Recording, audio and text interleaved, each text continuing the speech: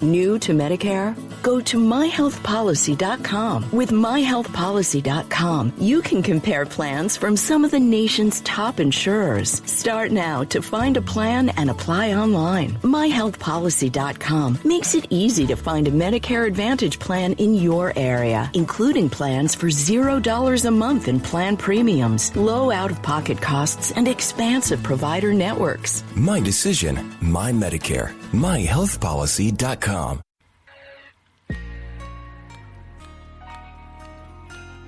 Welcome to the Oh Hell No podcast, where I, Keisha Nicole, delivers a daily dose of passion, purpose, and struggle by interviewing people who are living their best life doing what they love. Here on this podcast, every Oh Hell No moment serves a purpose. Now let's get started with the show.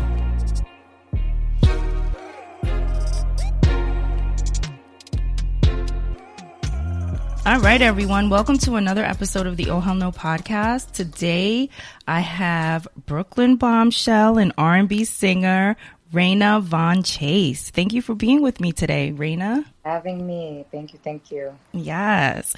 So you are from Brooklyn. So I know this is a little old, but did you see the verses with Fabulous and Jadakiss? I saw glimpses of it.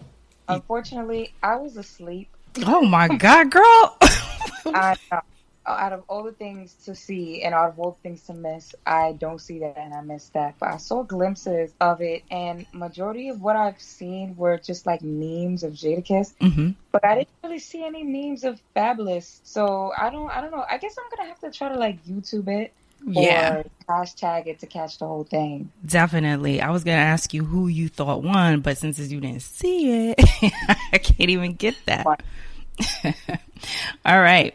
So you are an R&B singer. So I'm going to ask you, when did you decide to pursue music professionally? And what was the thing that happened to let you know that you were on the right track? Like that was something that you were supposed to be doing. So I was always into singing and making music ever since I was a kid. I started singing when I was maybe like 2-3 years old, whatever. And, you know, through elementary school and junior high school, I always knew I wanted to take it professionally, wanted to take it seriously, but there were certain resources and opportunities that I didn't know that existed. So when I did gain the knowledge, I want to say like I've really said, okay, now I know what I have to do and I want to take this further was probably like in high school. So that's years ago. I'm not going to put a date on it. That was years ago.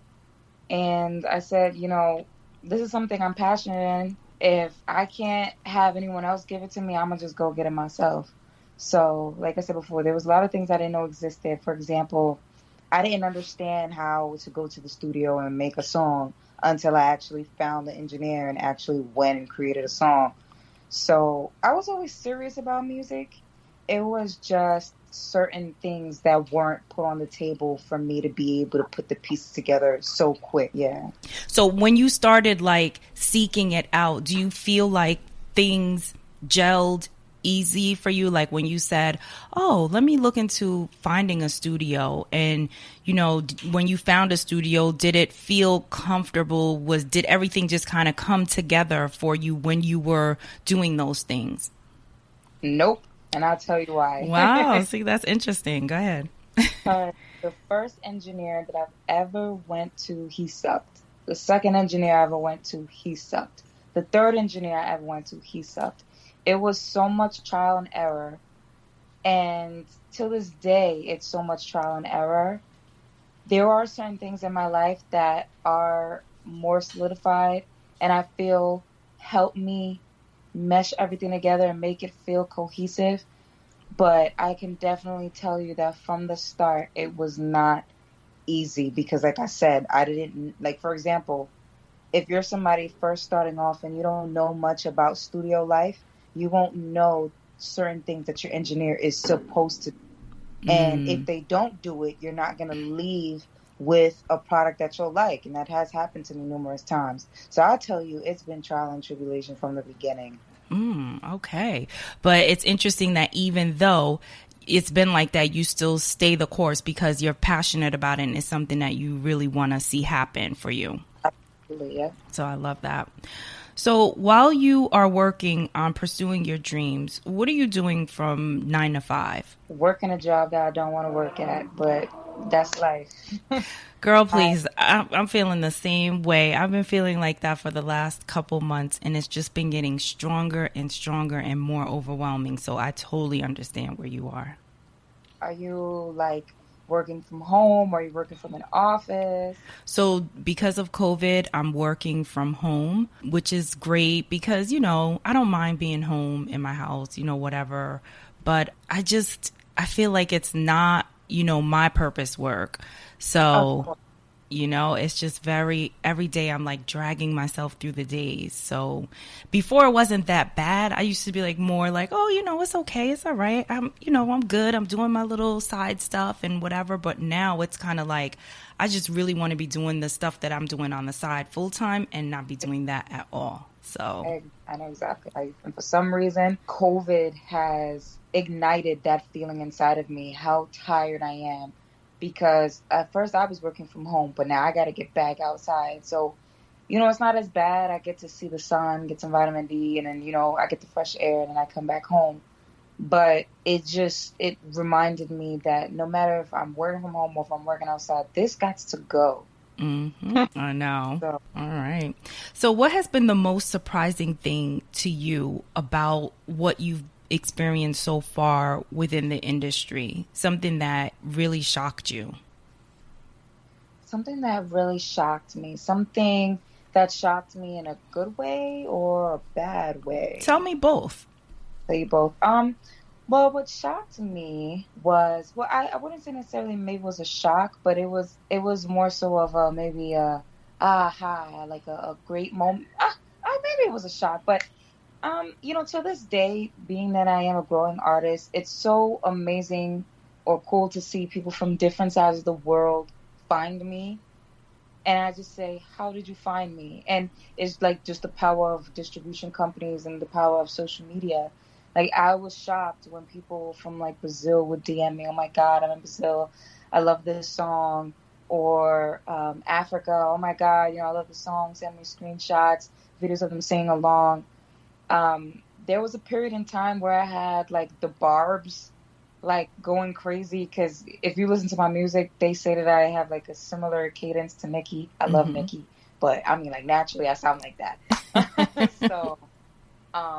So yeah, that was crazy. I remember there was like a period in time Twitter was like going nuts, and I guess that was also one of the moments that I can mention that answers your previous question. I was like, maybe this is what I'm supposed to do, because I just started getting mad love. And even though I'm not necessarily a rapper, I consider myself an artist, when they listen to my other stuff, they're like, oh, you know, she's really a singer. What shocked me in a bad way about this music industry is how much people just bandwagon clout. There's a lot of people right now that just don't care about music. They don't care about the art of it. They're just doing whatever and making a mockery out of it. But I can't sit here and say there's a specific event. If there was a specific event, I can't remember right now. But, yeah. But that's just something that's been surprising. Yeah, it's actually terrible. Yeah, it is, because you would think that people who are doing this, they're doing it for the love, you know? So if you could change 2 things about the music industry based on your experience to date, what would you change? Number one, I would change the fact that you can't buy and places on the charts, because the cat is out of the bag. We know now that you can pay for fake streams, pay for fake followers, pay for a certain number on, you know, the top, whatever billboard. I would change that. It's too much paying for people to get certain places without actually showing the talent. That would be the first thing I would change about the music industry. The second thing I would change about the music industry is how over sexualized women are. A lot of the resources that we need to move forward, we won't get them if we're not moving a certain type of way. So it really sucks, because I'm not gonna lie, I could, sometimes have a little attitude problem if I feel like somebody trying to play with me in a certain kind of way. Mm-hmm. And, a lot of men not gonna like you for that. But I would rather be respected than to be disrespected. You know what I'm saying? So that would be the top two things I would change. Yeah, I like that. So how do you remain authentic to yourself and your dreams with so much going on around you? People are, oh, you have to look a certain way. Oh, you have to be a certain way to do this, to get that. Just like you talked about the over-sexualizing of women. Like, how do you remain grounded and, steadfast to your whatever is authentic to you and what you're trying to do as you grow in your career? It's very hard. I'm not gonna lie. I get caught up in that mind state, like, wow, this person's doing this and I'm only doing this, or this person got here before me and I've been doing this long. I've definitely had those thoughts. The only thing that I really tell myself is relax. You're you, they're them. There are a million and one things that make me unique. What I hold on to is the simple fact that I actually really love what I do. The way I go about my aura, my aesthetic, that's really important to me. My integrity, that's really important to me. If you go on like my social media, I don't got my ass out. I'm not acting a fool, shaking my ass, sticking my tongue out, doing gimmicks, because I tried the whole, speaking on social media, being funny. If you want to talk to me in person, you'll realize how sarcastic, how funny, how dark, how bright I can really be. But as far as social media goes, you'll get whatever you get. You'll get like the first level. But if you want to get deeper than that, you got to listen to my music. So I had to backtrack, because there was a point in time where I was just saying to myself, okay, I got to do X, Y, and Z. I got to be hip hopping, frogging, skipping, whatever. You know what I'm talking about. Doing a whole bunch of different shit. Sorry for my French. No, that's okay. You could curse. So what's really authentic to me is me just being chill, not showing off my body, me being in the studio, me staying out of the mix. That is really me. Yeah. And whoever takes to that, they take to that. It might take me a little longer versus somebody who got their ass out, and that's fine. I would rather who really roll with me, and it take me a little longer versus doing a whole bunch of stuff that I don't really want to do. And then it just pisses me off at the end of the day. Yeah, when you look back at that and you be like, damn, I shouldn't have did that. Or like, oof, I feel the same way. It's so funny. I saw a meme the other day and it had like these different poses. And every single pose was showing ass. Like every way that they posed. And it was like an advertisement for, I don't know, all types of different things that had nothing to do with ass. So I was saying, Dad, because I have like this little lash and makeup line, and I said, well, maybe I need to take my pictures like this. And then, but of course I was kidding, because I'm like you in that sense where I just can't, like, that's too much. It's crazy. It's not for everybody. Some girls, they look good doing it. Me, I'm just like, I just feel like my swag and my aura would speak for itself without my body having to do with it first. So whoever don't roll with it, that's your business. That's your problem. I don't give a fuck. Exactly. Yeah. All right. So what are you, well, I guess you answered this question. I was going to ask you, what are you unwilling to compromise as you navigate your way through the business? Like, and that's probably your integrity and, changing who you are to, fill some slot for them or check some box so they could push you into something that you don't want to be. But is there anything else that you're not willing to compromise on? I am not willing to compromise on, yes, my integrity, like you said, and my music. Unless they are bringing, when I say they, I mean, the higher ups who are going to try to control me. Unless they're trying to put me in a predicament where it'll exercise or force me to expand my sound, all right, cool. But if you want to downplay my sound and water it down, that's when I'm gonna have an issue. So it depends on what side of the spectrum. You either want to put me in the room with the beast of songwriters and producers, all right, cool. I don't mind that. I'll expand my horizons on that aspect. But if you're trying to water down my shit and make me start doing music that I don't want to do, no, I'm not, right. compromising. Do you feel like, because you always used to hear back in the days when people would start their career that these producers or whoever made them do this kind of record and they really didn't want to do it, but they had to get on. Do you feel like now in today's world that you kind of have more control over the music that you create and put out, just because now there's so many platforms to like introduce yourself to the world? How do you feel about that? Do you feel like you've been able to like really be creative and do what you want to do? Yeah, I do. I definitely do.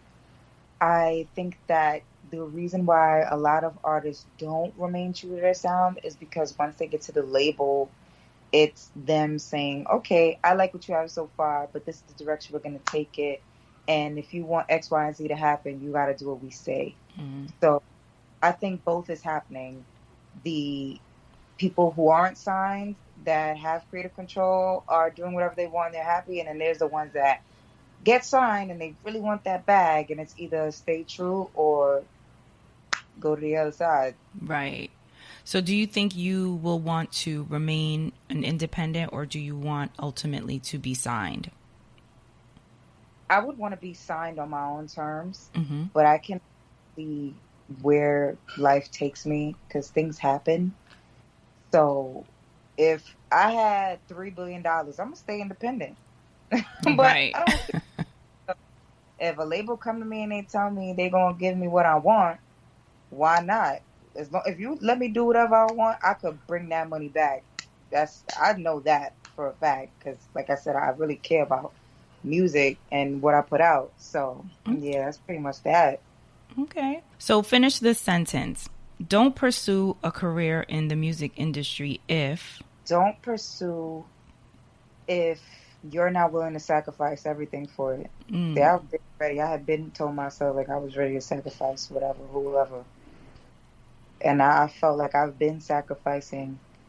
So I would say that if you're not willing to sacrifice for it, if you ain't willing to not be in love, if you ain't willing to not go on trips, if you ain't willing not to wear the fanciest shoes, the fanciest dresses, whatever, if you're not willing to miss out on a party, don't do it.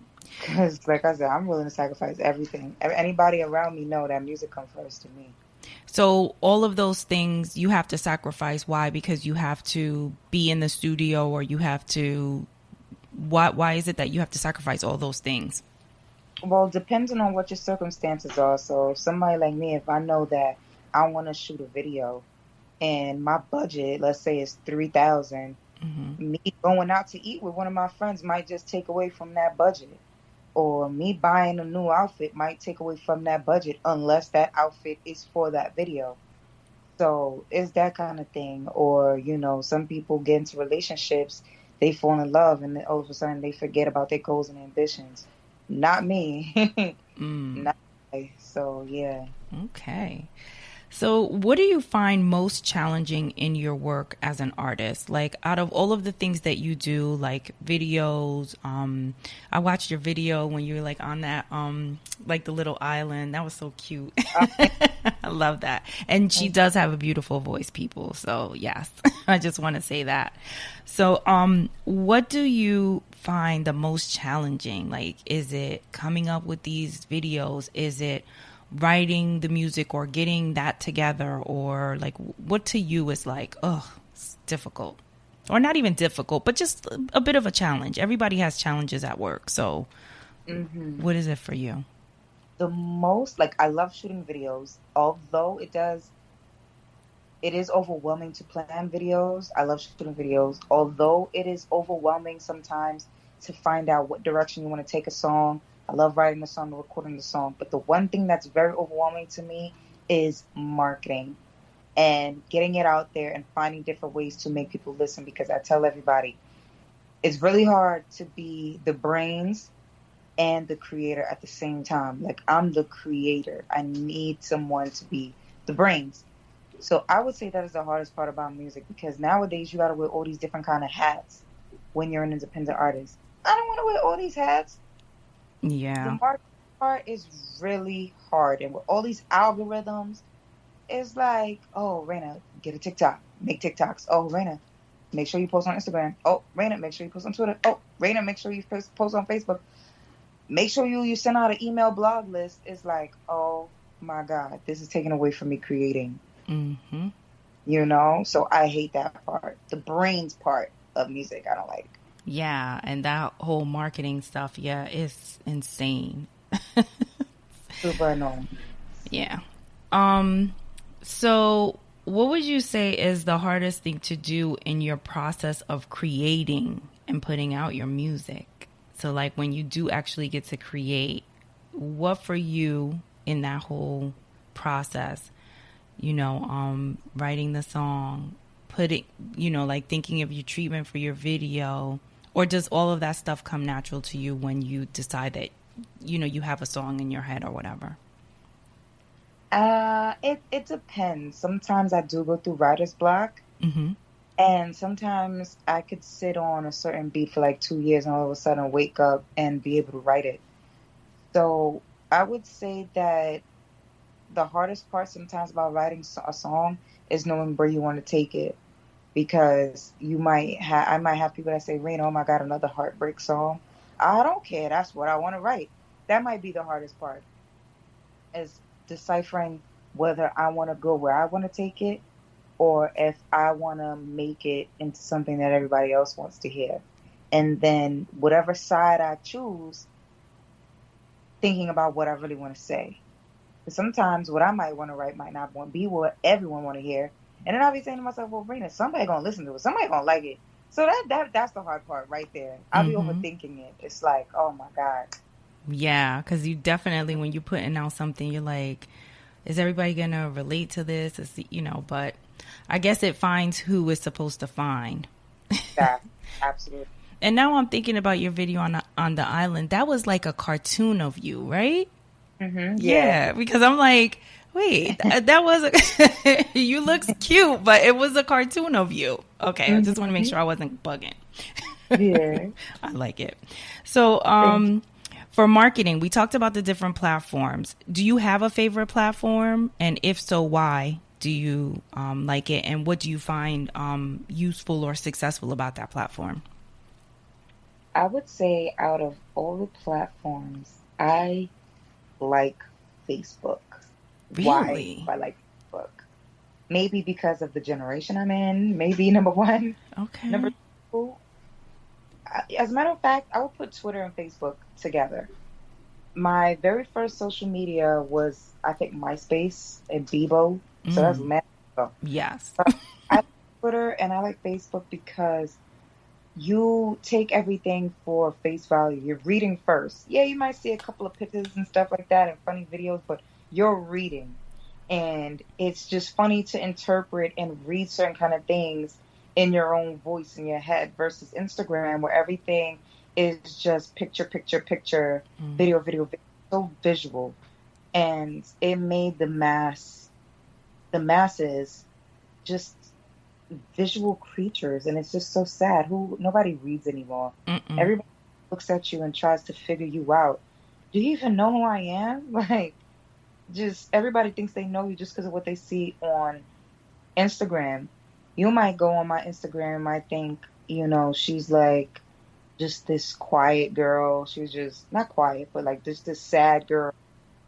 On my Facebook, I'm like an asshole. You know, so I would say Facebook and Twitter are my favorite because it's just, you're reading stuff. It's not a whole bunch of people with their ass out. You might see a couple of those, but it's not as much as Instagram. Instagram is disgusting with everyone flexing, trying to show whose life is better, whose car is faster, who's happier, whose boyfriend is better, whose tits are bigger. Like, I can't. It's true. Although I haven't been on Facebook in a while, I find like it's so, for like the business and stuff, the podcast, I just feel like it's so hard. Like, I remember Facebook used to be so easy. Like, you just post your stuff, everybody saw it, you know, everybody, you know what I'm saying? And now all of these algorithms, it's like I'll post something and it'll be like 2 views. I'm like, how only 2 people saw this? Like, you know, on Facebook. So I hate all those damn platforms because I just feel like they just, they mess them up trying to control them and force us to spend money, But what are you the most proud of to date in terms of your career? Well, I'm happy that I gave it a shot. I'm still giving it a shot, and I will always give it a shot until. So I'm just happy that I even tried, and I can always tell my future kids, if I have kids, that I tried. I was passionate about something, and I did what I could. I did my best. Could I have done certain things differently? Yeah, I could have, but to think about what I could have done different does not matter. I tried, and I made the decision to try. And sometimes that's all you can do in life is just try. Be happy that you put yourself in a predicament to see how much you can do, and not just sit there, because sometimes all it takes is for you to start, even if you don't have it perfect, or even if you don't sell 1 million records on the first song you drop. That's all it's about, and to watch the growth versus where I was at versus till now. I think I've made some progress. I didn't make 1,000 strides, but Yeah. Yeah, I think too, as human beings, we have to learn to celebrate all of our small accomplishments. Like, no matter how small they are, it's an accomplishment. It's, you're a step further than you were last year or 6 months ago or whatever. You know what I mean? And I think because we're always looking at maybe in the other lane, because I always talk about staying in our own lane, and it's hard to do because we're human, right? And you looking at other people like, damn, how did she get that? Or how did she, how was she selling that? Or how, whatever. But not even saying to yourself, well, damn, look at this. Last year I didn't do this, and this year I did 2 of those, or whatever. You know what I mean? Mm-hmm. So I think that we need to big up ourselves and celebrate ourselves more for the little accomplishments. Absolutely. And with that being said, what does success look like for you? Because I know in the industry that you're in, success is all about how many albums did you sell? How many streams did you get? Did you chart? Did you this? Did you that?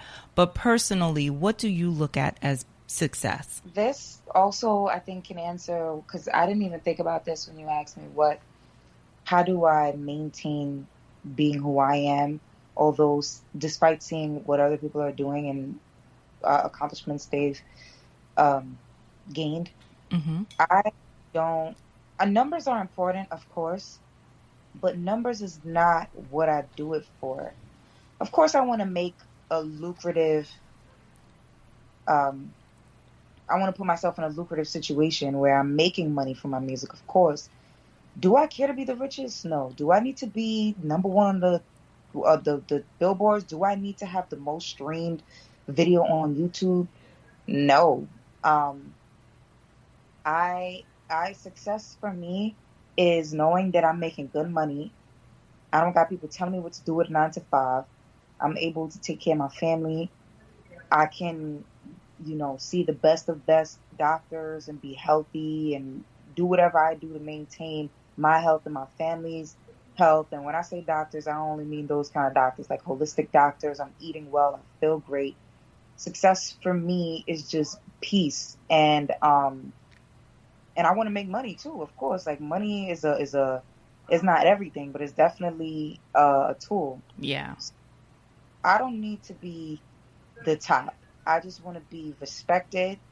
Niggas gonna hit my shit and be like, no, like, I fuck with her shit and she stay out of people's business. She stay out of the drama. Like, that's what success is to me. You know what I'm saying? Like, it's very simple. That's why I just be like, yo, the type of energy I be on, the type of time I be on, how am I not on yet? Because, like, right.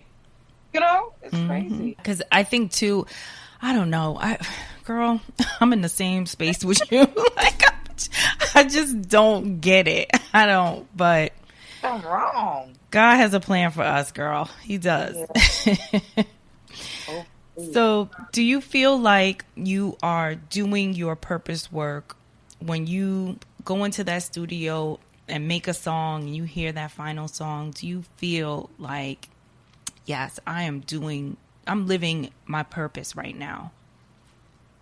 Sometimes I do feel that way. Sometimes I don't. I'm not gonna sit here and lie and say all the time. I go to the studio and I'm just like, hooray! There's some days where I'm making a song, I don't like it. I want to go home. I don't want to do it. Like I'm just over it. And it's not because I don't want to work on it. It's because I want to work on it so bad, but I'm not hearing what I want to hear. It's just like sometimes I feel like I try to please my music, if that makes sense. It's like I'm working for it. It's like in my head, I hear it, but sometimes it doesn't come out, and it's just like it makes me so frustrated. So, or like my music wants to be a certain kind of place, and it's waiting on me to get it there, and it's just like, well, damn, I'm trying to figure out too. Like I created you, you waiting for me, I'm waiting for me. Yeah, like you arguing with your music. Oh, girl, it's yeah, like a different entity. I know how much I love this shit, but I mean, it's great when you love something and you're so passionate about it. And I mean, I don't know, but I understand when you want it to get to that next level and it's just not popping the way you want it to pop, but the great thing is that you are genuinely passionate about it. When I talk to different people, the one common thread is that most of these things that these people are passionate about is like they would do it even if they weren't being paid. And in most cases, when we love something, we are doing it and we're not being compensated the way, you would like to be compensated, but you love it so much that you just keep going and you keep, trying because it brings you joy. So I don't know. Life's hard. This is the Oh Hell No podcast. So I always ask my guests to share an oh hell no moment that they've experienced that taught them something or changed their perspective on something in life. And we have oh hell no moments all day long. Some of them are good, some of them are not good. But try to think of a moment that was significant to you, that maybe you learned something from it and you keep that lesson, as you go through your journey, or something that changed the way you look at something in your life. Oh my God, an oh hell no moment. I don't know if this is necessarily an oh hell no moment, but I'm not gonna lie. Sometimes people can ask me for a specific moment. I can't remember. That's like me being on a job and they ask me, tell us a time where you gave great customer service. Well, I can't remember right now. But what I can tell you is being in the position that I am, working with the people that I'm working with, and seeing the difference between getting a step ahead in life, I guess you could say, versus getting it from the bottom. I realized that time really runs out fast if you don't utilize it, especially when you're like Black and you don't have, like I said, all the resources and connections that you really need. I learned a lot in life, but I felt like being around, I feel like I'm talking to circles. Just know that what I'm trying to say is, oh hell no, like we got to get it together as Black people, because there's certain things that we were not taught as kids that we should have learned that probably would have helped, let's say, for example, my music career go off much faster. Or, let's say if I had a podcast, make my podcast go much faster. I don't even know if I'm really answering the question. Let me explain to you what oh hell no moment is. Oh hell no moment is just like, let's say you're at work and your boss comes up to you and says, can you go to Starbucks and get me a coffee? And you like, oh hell no, who does he think I am? Like, I'm not here for that. No, I'm not going to get no coffee. Like, I'm here to do this, right? That is an example of an oh hell no moment. Or you're at a video shoot and your person, who's there, your manager's like, Reyna, why don't you drop your top a little bit right here and, scoop down like this? And you're like, oh hell no, I'm not here for that. Those are oh hell no moments. Damn. Can oh hell no's be like a comment that somebody made to me? Absolutely. Okay, so I'll tell you one. Shit, my damn boss. So I remember one time I came with my hair curly. Now, as you can see right now, my hair is straight, but my hair ain't that straight, and this ain't even my hair. My hair bought it. And I came my hair curly. Like my hair is like really coarse, but it's long. It's like it's like lioness. Mm-hmm. my boss came up to me, one of his sons came up to me and said, I like straight hair better. Mind you, we're of two different races. Mm. In the back of my mind, I'm just like, I can't even call HR because I'm HR. So it was just like, I guess like in my head, I said, oh, hell no. But that's what I'm saying. Some people are so ignorant. And it's just like some people you can't teach them because they're that ignorant. Mm. And girl, it gets crazier than that with the commentary. Well, let me think of another oh hell no moment. Shit. I remember this guy was trying to holler at me in the DM. And I go in his Insta story. The man was getting married. Oh my God. No, that's a big oh hell no moment. Yo, y'all niggas gotta do better for real. That's what she learned from that moment. That y'all need to do better. You getting married, bro. You that miserable on your wedding day? That's terrible. Mm-hmm. Oh my God. Yeah. Girl, you are fun. I love your energy. I love your laid back, just, you know what I mean? I really connected with you, seriously, on a lot of different levels, because I was feeling frustrated this evening just behind some business stuff. But your vibe just helped me kind of shake it off. So thank you. Good. That's what I want to hear, because yesterday I was feeling that way, and my girl who does my hair, she had to help me shake it off. So I'm happy that, I could help out any way I can. Absolutely. So tell everybody where we can check out your music, how we can follow you on your journey and keep up with you. So I'm Reyna Von Chase on everything. That's REYNA space VON Chase like the bank. I literally have all social medias, I think. It's Facebook, Twitter, Instagram. But as far as my music goes, everything is streaming on on all streaming platforms: Apple Music, Spotify, Pandora, Tidal, YouTube, SoundCloud, Audio Mac. I try to put my music in as many different platforms as possible. And yeah, whoever is listening to this, what's up? Check out my music, DM me. I always check my DMs. I always check my emails, holla at me, repost, comment, share with a friend. Absolutely.